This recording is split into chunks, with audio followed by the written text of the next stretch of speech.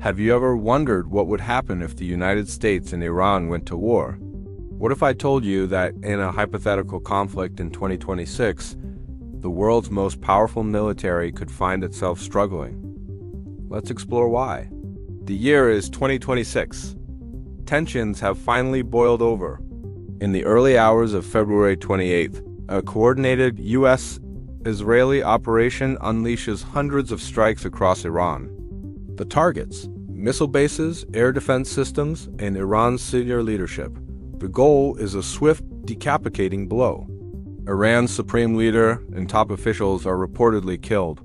From the outside, it looks like a quick victory for Washington.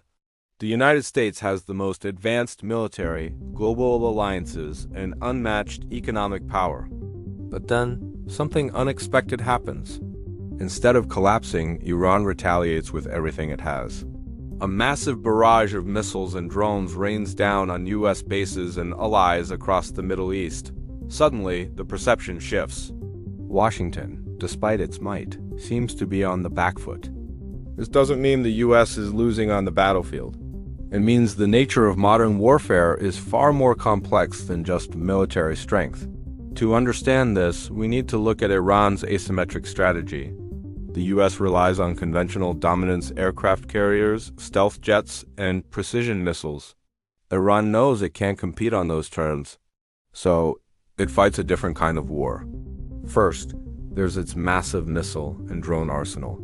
Within hours of the initial attack, retaliatory strikes hit U.S. military installations in Kuwait and Bahrain, dangerously close to the U.S. Fifth Fleet headquarters.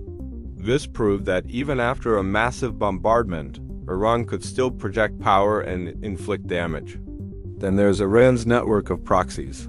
Groups like Hezbollah in Lebanon, militias in Iraq, and Houthi forces in Yemen act as an extension of Iran's military. This allows Iran to open multiple fronts across the entire Middle East, forcing the U.S. to defend everywhere at once. It's a classic strategy of turning a direct confrontation into a sprawling, chaotic regional conflict. One of Iran's most powerful weapons isn't a missile, it's geography.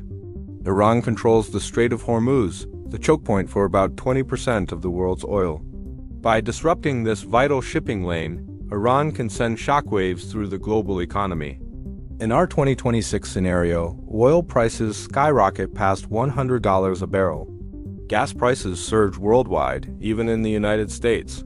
This economic pain puts immense pressure on global leaders to end the conflict quickly. Wars today aren't just fought on battlefields.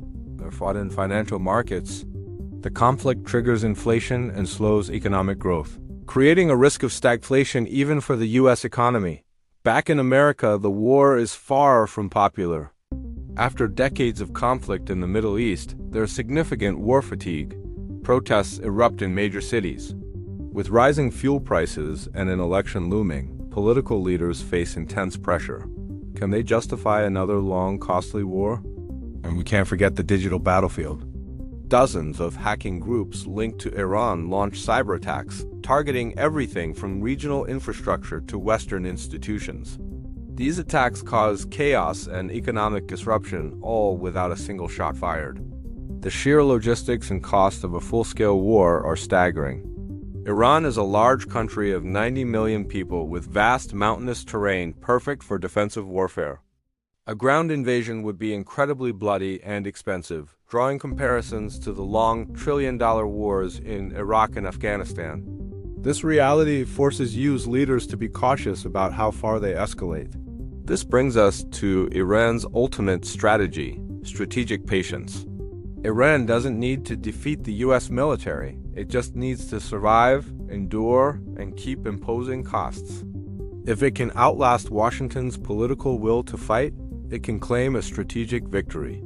It's a playbook we've seen before in Vietnam and Afghanistan, where weaker forces bog down a superpower until the war becomes politically unsustainable. Meanwhile, the rest of the world watches nervously. Major powers like China, Russia, and the European Union fear the global economic fallout and push for a diplomatic solution. So, the perception of the U.S. being on the back foot isn't about military losses. It's a reflection of a complex new era of conflict.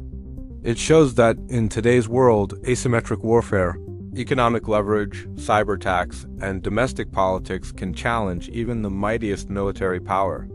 It is a powerful lesson in modern geopolitics. Overwhelming force doesn't always guarantee a quick and easy victory. The future of this hypothetical conflict would ultimately be decided not just by bombs and jets, but by diplomacy, economic resilience, and political will. Thanks for watching. If you found this analysis insightful, be sure to like, subscribe, and hit the notification bell for more deep dives into geopolitics. See you next time.